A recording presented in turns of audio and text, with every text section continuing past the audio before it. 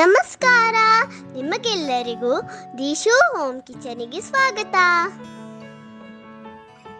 ಇವತ್ತು ನಾವು ಏಡಿ ಸುಕ್ಕ ರೆಸಿಪಿನ ಮಾಡೋಣ.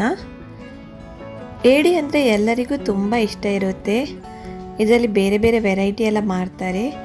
ನಾವಿವತ್ತು ಏಡಿ ಸುಕ್ಕ ಯಾವ ರೀತಿ ಮಾಡೋದು ಅಂತ ನೋಡೋಣ. ಬನ್ನಿ ರೆಸಿಪಿನ ಸ್ಟಾರ್ಟ್ ಮಾಡೋಣ. ಇಲ್ಲಿ ನಾನು 1 kg ಏಡಿನ ತಗೊಂಡಿದ್ದೇನೆ.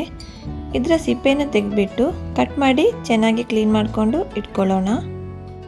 ಮೊದಲಿಗೆ ನಾವು ಏಡಿಯನ್ನು ಬೇಯಿಸಿಕೊಳ್ಳುವ ಬಾಣಲೆನ ಬಿಸಿಗಿಟ್ಟು 1 ಚಮಚ ಎಣ್ಣೆ ಹಾಕಿ, ಎಣ್ಣೆ ಬಿಸಿಯಾದ ಹಾಗೆ ಸ್ವಲ್ಪ ಕರಿಬೇವಿನ ಸೊಪ್ಪು, ಸಣ್ಣದಾಗಿ ಕಟ್ ಮಾಡಿರುವ ಅರ್ಧ ಚಮಚ ಶುಂಠಿ, ಅರ್ಧ ಚಮಚ ಬೆಳ್ಳುಳ್ಳಿಯನ್ನು ಹಾಕಿ ಇದನ್ನು ಸ್ವಲ್ಪ ಹೊತ್ತು ಫ್ರೈ ಮಾಡಿಕೊಳ್ಳಿ. ಈಗ ಸಣ್ಣದಾಗಿ ಕಟ್ ಮಾಡಿರುವ ಮೀಡಿಯಂ ಸೈಜಿನ 2 ಈರುಳ್ಳಿಯನ್ನು ಹಾಕಿ ಈರುಳ್ಳಿ ಕಲರ್ ಚೇಂಜ್ ಆಗೋವರೆಗೂ ಇದನ್ನು ಫ್ರೈ ಮಾಡಿಕೊಳ್ಳಿ. ಈರುಳ್ಳಿ ಫ್ರೈ ಆದ ನಂತರ 1 ಟೊಮ್ಯಾಟೊವನ್ನು ಸಣ್ಣಗೆ ಕಟ್ ಮಾಡಿಕೊಂಡು ಇದಕ್ಕೆ ಹಾಕಿ ಟೊಮ್ಯಾಟೊ ಸಾಫ್ಟ್ ಆಗೋವರೆಗೂ ಇದನ್ನು ಕೂಡ ಫ್ರೈ ಮಾಡ್ಕೊಳ್ಳಿ.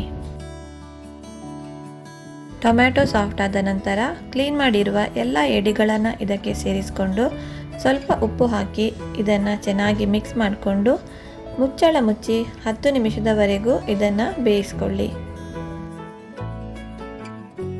ಈಗ ಇದಕ್ಕೆ ಬೇಕಿರುವ ಮಸಾಲೆನ ನಾವು ರೆಡಿ ಮಾಡಿಕೊಳ್ಳುವ.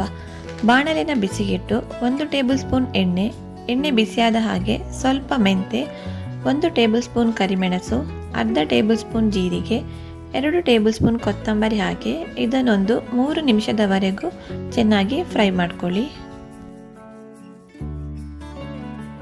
ಇದು ಫ್ರೈ ಆದ ನಂತರ 12 ಬ್ಯಾಡಗಿ ಮೆಣಸು, ಸಣ್ಣ ತುಂಡು ಹುಳಿ, ಅರ್ಧ ಈರುಳ್ಳಿಯನ್ನು ಹಾಕಿ ಇದನ್ನು 2 ನಿಮಿಷ ಚೆನ್ನಾಗಿ ಫ್ರೈ ಮಾಡ್ಕೊಳ್ಳಿ. ಖಾರ ನೋಡಿಕೊಂಡು ನೀವು ಮೆಣಸನ್ನು ಹೆಚ್ಚು ಕಡಿಮೆ ಮಾಡ್ಕೊಳ್ಳಿ. ಇದು ಫ್ರೈ ಆದ ನಂತರ ಇದನ್ನೊಂದು ಸಪ್ರೇಟಾಗಿ ಪ್ಲೇಟಲ್ಲಿ ಎತ್ತಿಟ್ಕೊಳ್ಳಿ. ಈಗ ಅದೇ ಬಾಣಲೆಗೆ 1.5 ಕಪ್ ಆಗುವಷ್ಟು ತೆಂಗಿನಕಾಯಿ ತುರಿ, ಅರ್ಧ ಚಮಚ ಅರಶಿನ ಹಾಕಿ ಇದನ್ನು ಚೆನ್ನಾಗಿ ಫ್ರೈ ಮಾಡ್ಕೊಳ್ಳಿ. ಇದು ಫ್ರೈ ಆದ ನಂತರ ಇದನ್ನು ತಣ್ಣಗಾಗಲು ಹಾಗೆಯೇ ಇಟ್ಬಿಡಿ.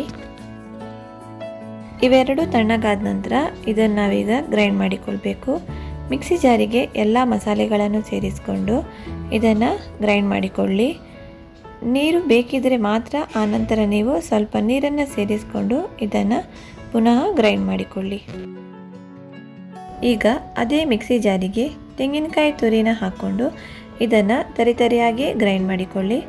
ಜಾಸ್ತಿ ಗ್ರೈಂಡ್ ಮಾಡೋಕ್ಕೆ ಹೋಗಬೇಡಿ, ಈ ಥರ ತರಿತರಿಯಾಗಿದ್ದರೆ ಸಾಕು. 10 ನಿಮಿಷ ಆದ ನಂತರ ಮುಚ್ಚಳ ತೆಗಿತಾ ಇದ್ದೇನೆ. ನೋಡಿ, ಏಡಿ ಒಳ್ಳೆ ರೀತಿಯಲ್ಲಿ ಬೆಂದಿದೆ. ಇದನ್ನು ಒಂದ್ಸಲ ಚೆನ್ನಾಗಿ ಮಿಕ್ಸ್ ಮಾಡಿಕೊಂಡು ನಾವು ಮೊದಲೇ ರುಬ್ಬಿಟ್ಟಿರುವ ಮೆಣಸಿನ ಪೇಸ್ಟನ್ನು ಇದಕ್ಕೆ ಸೇರಿಸ್ಕೊಂಡು ಇದನ್ನು ಚೆನ್ನಾಗಿ ಮಿಕ್ಸ್ ಮಾಡಿಕೊಂಡು 3 ನಿಮಿಷದವರೆಗೂ ಇದನ್ನು ಚೆನ್ನಾಗಿ ಬೇಯಿಸ್ಕೊಳ್ಳಿ.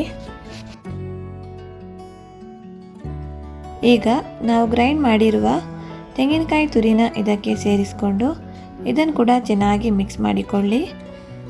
ಒಂದ್ಸಲ ಉಪ್ಪೆಲ್ಲ ಕರೆಕ್ಟ್ ಆಗಿದೆ ಅಂತ ನೋಡಿಕೊಂಡು ಲೋ ಫ್ಲೇಮಿನಲ್ಲಿ 5 ನಿಮಿಷದವರೆಗೂ ಮುಚ್ಚಳ ಮುಚ್ಚಿ ಇದನ್ನು ಬೇಯಿಸ್ಕೊಳ್ಳಿ.